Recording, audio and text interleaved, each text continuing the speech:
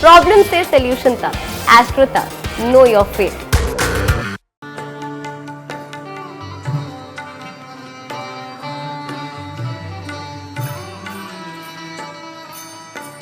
अपना सनातन हिंदू धर्म छोड़कर कहीं दूसरी जगह चले गए हो तो लौट आओ। व्यासपीठ अपने घर आपको बुला रही है, आओ।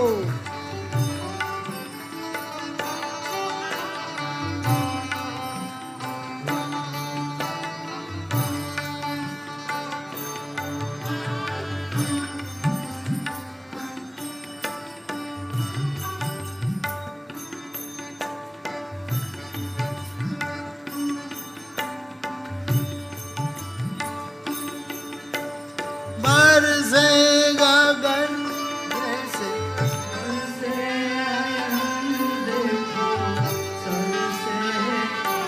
अब तो शीतल पवन ये लगाए अगन, सजन अब तो मुखड़ा दिखा जा, तूने भली रे निभाई, तूने भली रे निभाई, तुझे तो भगवान कृष्ण उसकी गायन कला क्या कहे, वादन कला, गायन कला, और कृष्ण की एक तीसरी कला नर्तन कला। वो नाचता होगा,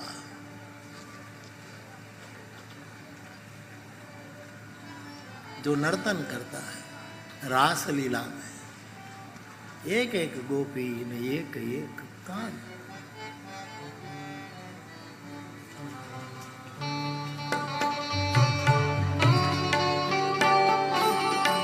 बैठा बैठा जा, बैठा बैठा जा।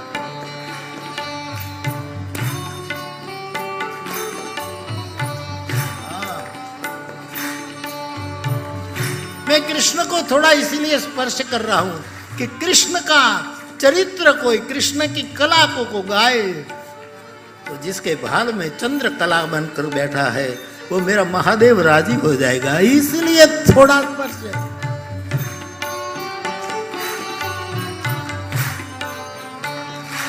और कोई मत रास ले, खाली दो बाबा रास ले, एक तो सतुआ बाबा और गोपाल बाबा। आओ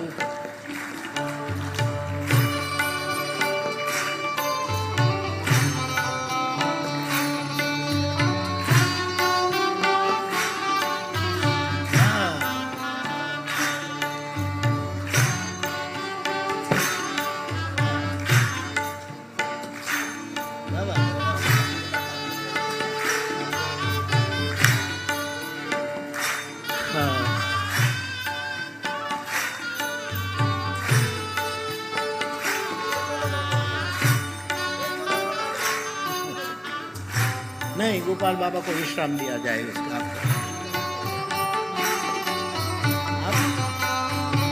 बाप उसका नर्तन कला, अद्भुत नर्तन कला।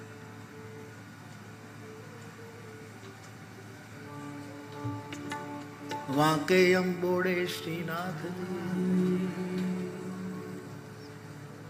क्या अदा है। बाबू भाई याद आए, रमा भैया याद आए, अमारो जयंती याद आवे,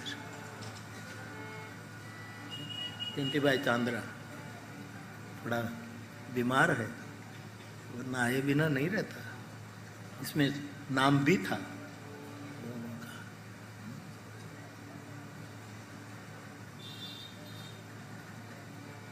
याद तो कर लूं, क्या सेवा की करता है, और अभी जल्दी स्वस्थ हो, भगवान करे। तो बाप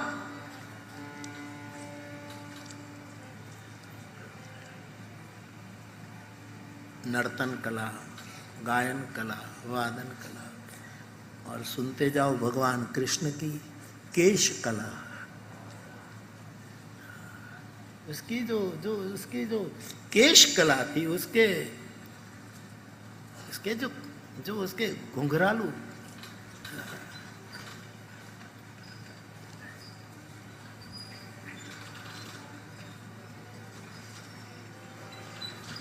बाल घुंघर वाले, जिसके नैना मत वाले, वही मेरा श्याम है, वही मेरा श्याम।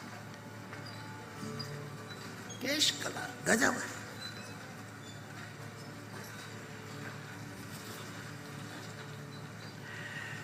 भगवान कृष्ण की प्रेम कला। प्रेम करना तो कोई गोविंद से सीखे, प्रेम करना गजब। छोड़ो भगवान कृष्ण की काम कला, ये भी गजब है। सब स्वतंत्र है, जिसका बयां करने को मन करता है। भगवान कृष्ण की कर्म कला, योगः कर्मसु कौशलम, कर्म कला। श्री भगवान कृष्ण की ये सब कुछ करते हुए असंग कला, सबसे दूर, सबसे असंग। भगवान कृष्ण की राज कला, राजनीतिज्ञ कैसा हो, राज कला। और भगवान कृष्ण की वाक कला, मधुरिया गिरा वल गुवज्ञया, वाक कला गजब।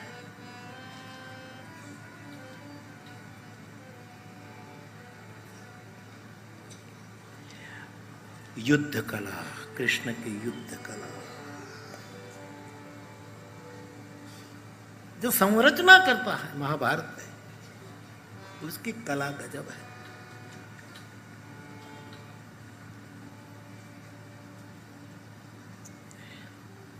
जो स्मरण में आया सो मैंने आपके सामने पेश किया।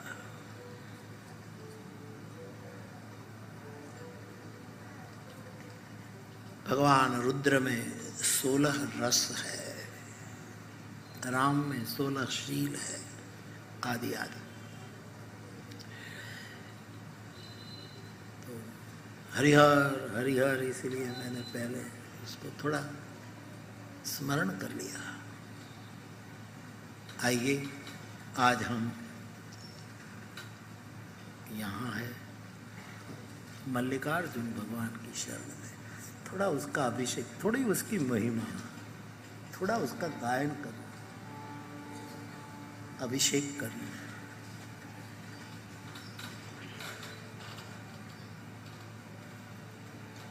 एक कथा, वनवासी पांडव और द्रौपदी। चांदनी रात है और वन में वनवास है। एक वृक्ष के नीचे चांदनी रात में पांचों भाई और द्रौपदी बैठे हैं। कुछ बातचीत चल रही है, बड़े बड़े प्रसन्न है। अचानक किसी के कदम की आवाज आई कि कोई आ रहा है।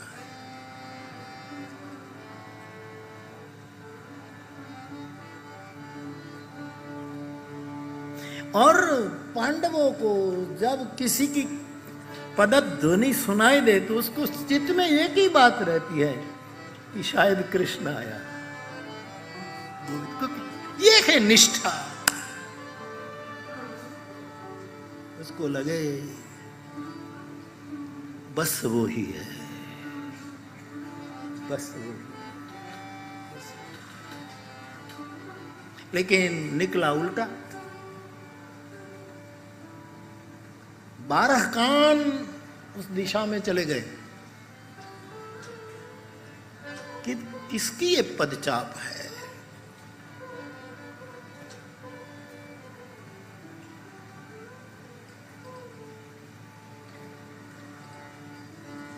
और जैसे चांदनी रात में नयन बेताब हुए कि कौन है कौन है, जैसे जैसे निकट आए, चरणारविंद में पादुका है,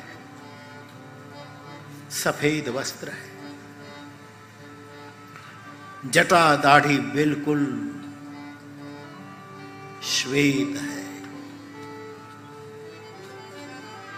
एक हाथ में कमंडल, एक हाथ में योग के प्रक्रिया के लिए जो बढ़ जाती है, वो लिए कोई महापुरुष आ रहा।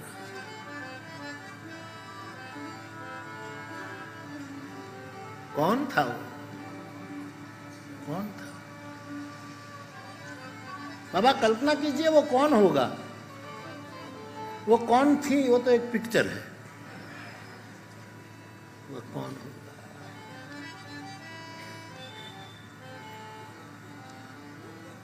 हाँ? कौन?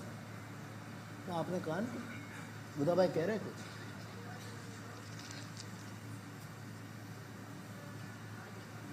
ऐसे ठीक ठीक ऐसे ऐसे सुरपुरा है वो मरियाणे में, सुरपुरा। हाँ,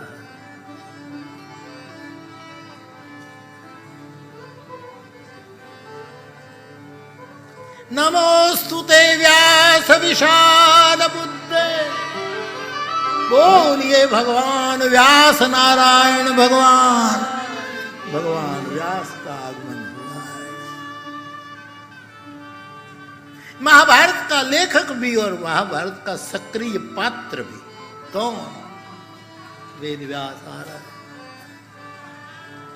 भगवान बादरायण पधारे। चाहो खड़े हो, आंख में नमी आ गई। हमारे संकट के समय आप ही तो बार बार आते हैं। या तो नारायण ही आता है या तो बादरायण आता है, दोनों बारी बारी से आते। आप पधारे। द्रौपदी जल्दी जल्दी मिट्टी के बर्तन में जल था, वहीं से मिट्टी के बर्तन में घड़े से पानी लाई। अगल बगल में कुछ पुष्प होंगे।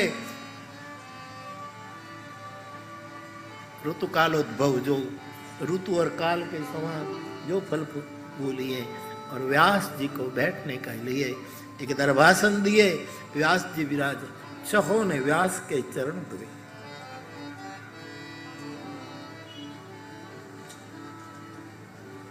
आप कल्पना कीजिए साहब, हमारे पास व्यास और वाल्मीकि नहीं होती तो हमारे जैसा कंगाल और निर्धन कोई नहीं होता।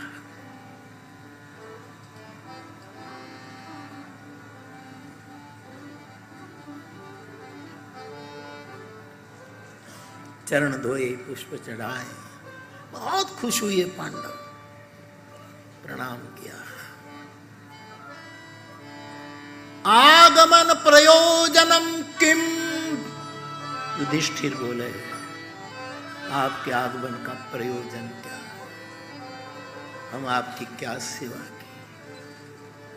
कुछ लोग अचानक आते हैं ना तो दुख मिटा देते हैं साहब। जीवन की विषम परिस्थिति को एक शांति शाता दे जाते।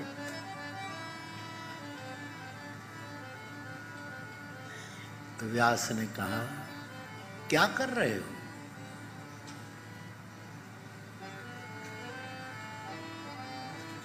इतने शांति से बैठे हो, युद्ध की तैयारी करो। भगवान, अभी युद्ध की कहां नौबत आई? अभी तो ये वनवास चल रहा है। बोले नहीं, शूरवीरों को ऐसे बैठे नहीं रहना चाहिए।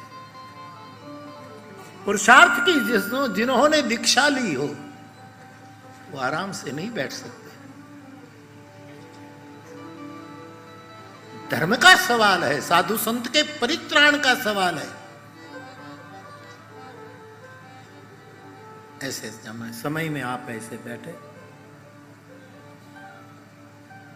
एकाग्रता से कृष्णा, द्रौपदी, भगवान व्यास के शब्द सुन रही है। सामर्थ्यवान होते हुए इस तरह बैठना ठीक नहीं है।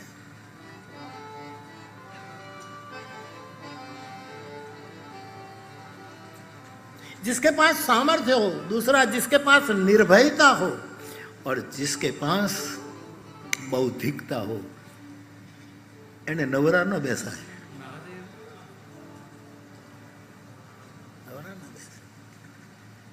तैयारी करो, कल बिगुड़ बजेंगे। व्यास जी की भविष्यवाणी।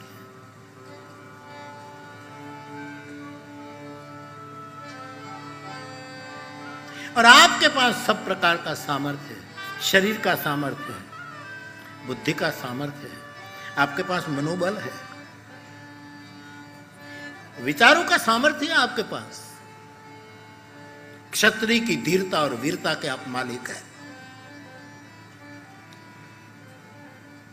ब्राह्मण बैठा रहे ये संसार के लिए जरूरी है, उसको बैठना चाहिए, लेकिन आप शूरवीर होकर बैठे रहे वो ठीक नहीं। खड़े हो जाओ।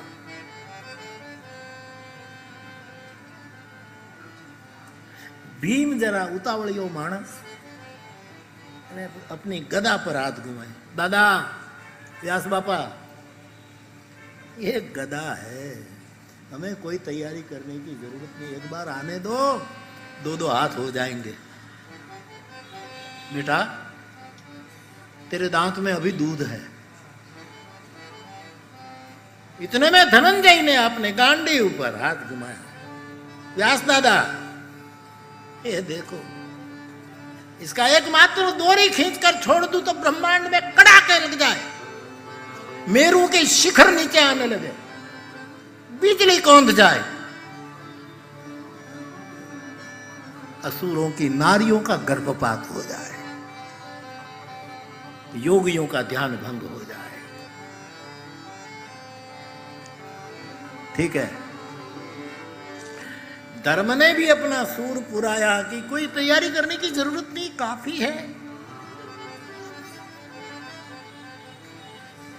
क्या बाबा इस सामर्थ्य को आप आशीर्वाद नहीं दोगे? बोले सामर्थ्य को मैं सराहना करता हूं। अब महत्व का मुद्दा यह है बात कि सबके सामर्थ्य के पीछे एक अदीठ और गुप्त शक्ति होती है। ऐसे फूले मत रहो, ये सब सामर्थ्य बेकार हो जाएगा। मैं बिल्कुल भरोसे पर बैठकर ट्रेन में मुसाफरी कर रहा हूं, ये पूरी यात्रा के पीछे कोई अदीठ शक्ति काम कर रही है, जो हमारी कमजोर दृष्टि में नहीं आता।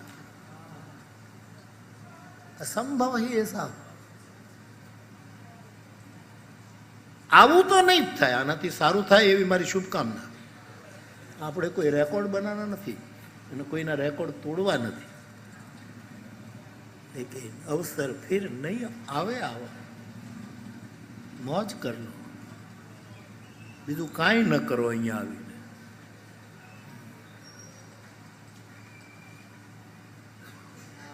मानव मन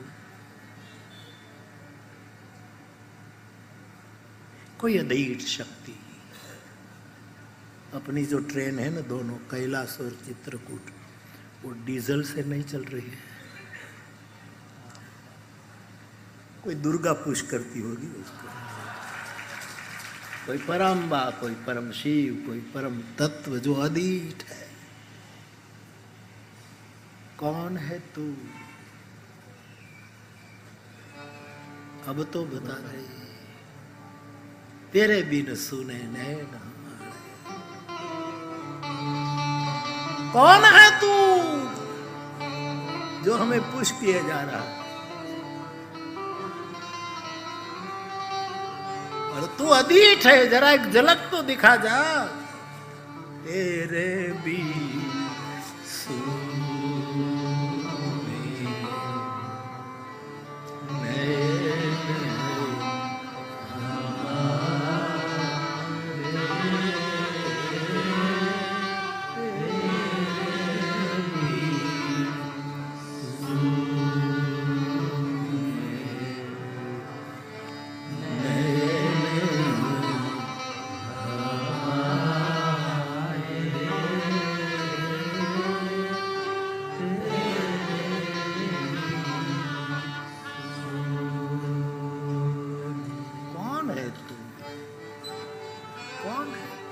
जरा झलक तो दिखा,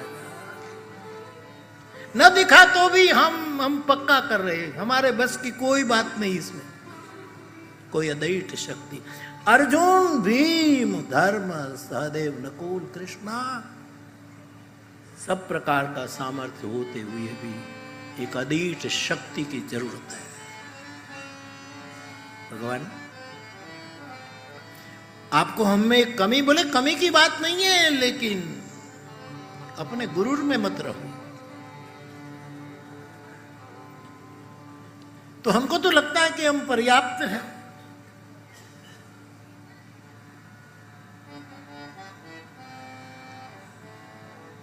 अब व्यास बोले,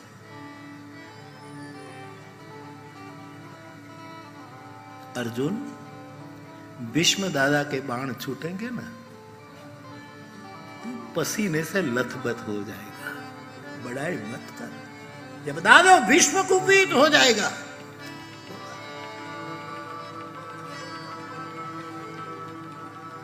सब भाव किराता अर्जुन का, किराता अर्जुन का, ये सब क्या संस्कृत में लिखा है किराता, अद्भुत किराता। उसी का ये भाव पेश करो, थोड़ा महाभारत, थोड़ा किराता।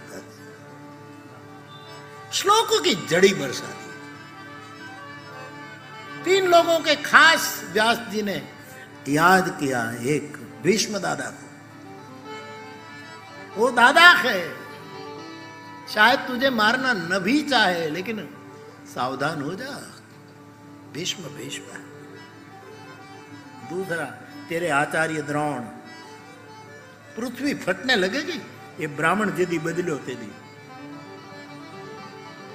पृथ्वी, भूकंप आएगा, कोई पृथ्वी पर नहीं रहोगे, समा जाओगे, इसलिए सावधान।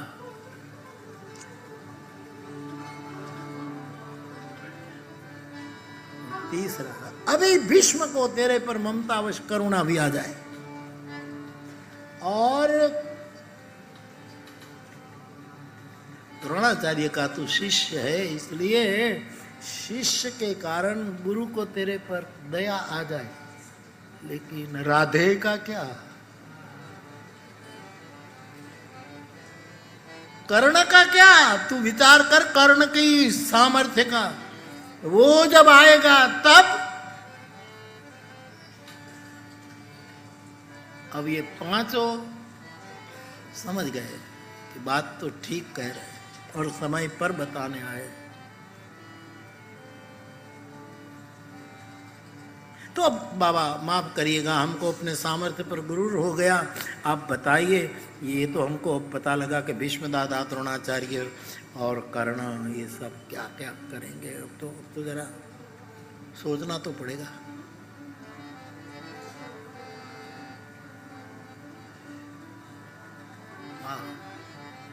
तो कहां से शक्ति लाए? तब व्यास जी ने कहा, शिव की आराधना कर, महादेव को पुकार। कहां जाऊं? मल्लिकार्जुन, जा श्रीशैल पर, और वहां जाकर महादेव का स्मरण कर, महादेव के भजन कर, वहां से शक्ति तुझे प्राप्त होगी। आज हम उसी जगह पर हैं जहां अर्जुन ने तपस्या की है। बहुत कष्टदायक तपस्या अर्जुन ने की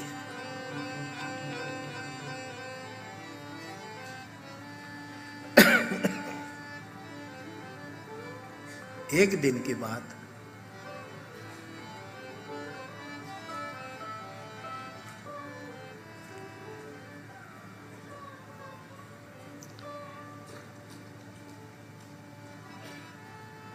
एक हिरण, भुंड, एक भुंड घूमता हुआ, ये जंगल है, आज भी रमणीयता तो देखो श्रीशैल की, क्या अद्भुत रमणीयता है चारों बार।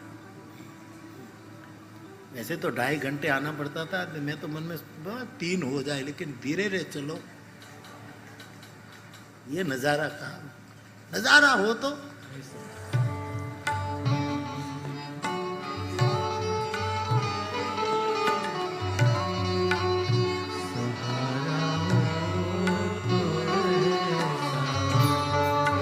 मुझे तुम मिल गए,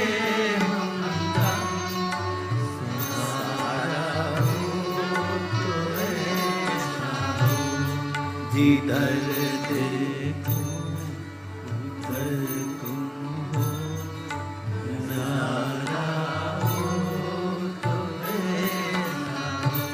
कोरोना काल में हमने तुलसी शाम के रुक्मिणी के मंदिर पर 500 लोगों ने ये गाया था। यही तो था नजारा चारों ओर।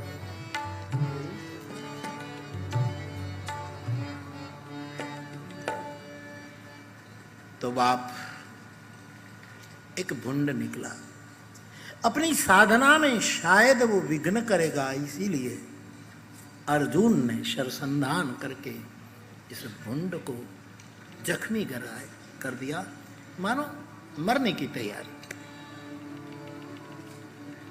और दौड़कर धनंजय आता है, धर्मानुज है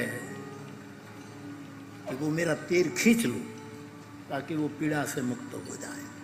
अर्जुन आया और भुंड के शरीर से तीर खींचने की तैयारी। इसमें एक दूसरा भुंड के शरीर में तीर था और वे एक तीर और था। ये कौन?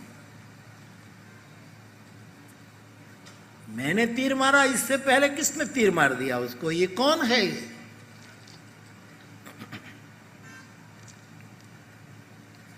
इतने में कुछ पार्षद दौड़ते दौड़ते आए। अर्जुन जब वो करने लगा तब वो दौड़ते आए, खबरदार इस भुंड को छुआ तो तूने। तुम कौन हो? हम पार्षद हैं। तो ये तीर किसने? हमारे मालिक ने मारा है। अर्जुन ने कहा मैं भी तो मारा हूं, इस पर मेरा हक है। वो कहते खबरदार बोले तो हमारा मालिक का। तो ये कहाँ है तुम्हारा मालिक? वो एक भील के रूप में है, कहो तो बुलाओ। किरात के रूप में अर्जुन के सामने आते। ये मल्लिकार्जुन पार्वती भीलड़ी बनी है, शिव भील बना है। केळपत्र सती ने शोभता, सती आवी गंगा तीर, ध्यान धरवा परिब्रह्मनु, मन राखों से धीर, शंकर वसे कैलाश में। ये हमारे यहाँ गाया जाता है। दोनों में पार्षद और अर्जुन के बीच में संघर्ष हो जाता है। अर्जुन ने कहा मैंने तीर मारा है, मेरा अधिकार है। और कोई भुंड को शिकार करके उसको कुछ और उपयोग में लेने की बात नहीं है, लेकिन वीरों की ये होती है कि हमें कोई झुका दे, ये ठीक नहीं। और पार्षद कहते कि नहीं, हमारे भगवान ने मारा है। कौन है तेरा भगवान? सामने आ, अर्जुन ने कहा। और उसी समय किरात के रूप में, भील के रूप में मेरा महादेव सामने जाता है। और उसी समय अर्जुन ने अपना जो धनुष था वो शंकर के सिर पर मार दिया, किरात के यहाँ। और जैसे मारा ही, क्या तो स्फुरन मौलिकल लोलिनी चारु गंगा लसद बाल बालेंदु कंठे गा जलद कुंडलम भ्रूसु नेत्रम विशाल प्रसन्न महादेव प्रकट हो गए। बोलिए श्री शैलम भगवान की नमः। पार्वती पते हर हर महादेव।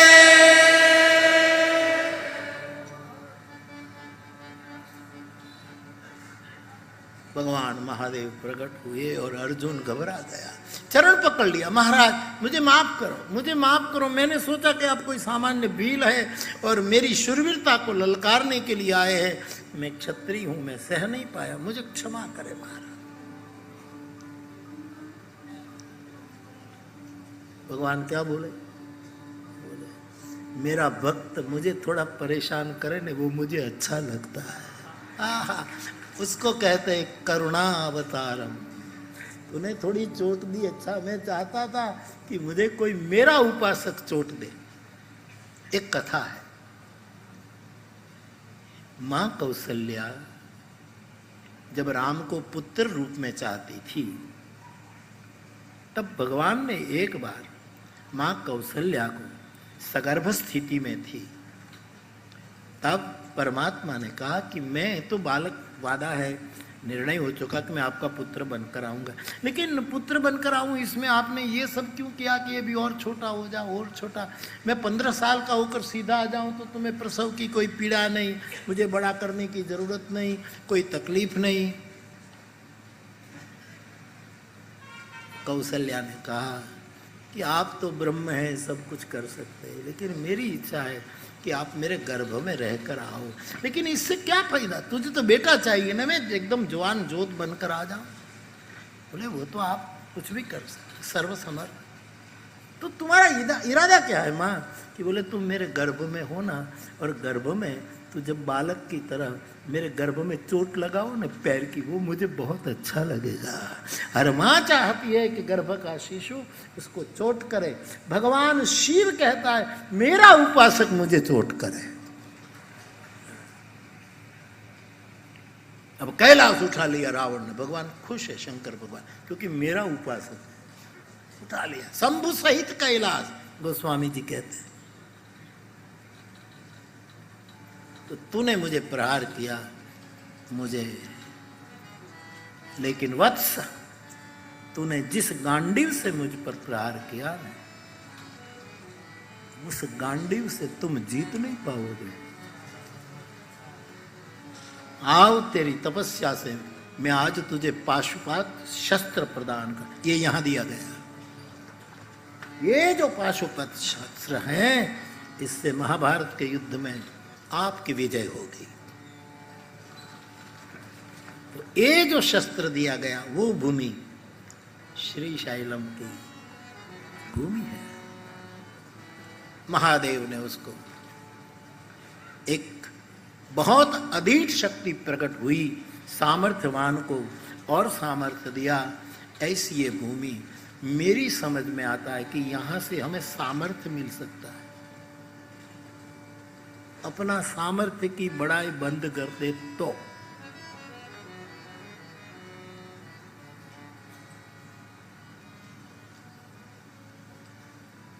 यहां से हमें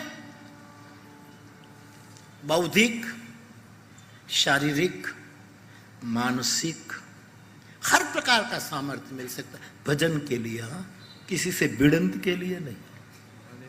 भजन के लिए कोई सामर्थ्य चाहता है तो ये भूमि सामर्थ्य का दान करती है भजन के लिए, भजन बढ़े इसीलिए। ऐसी ये पवित्र भूमि है,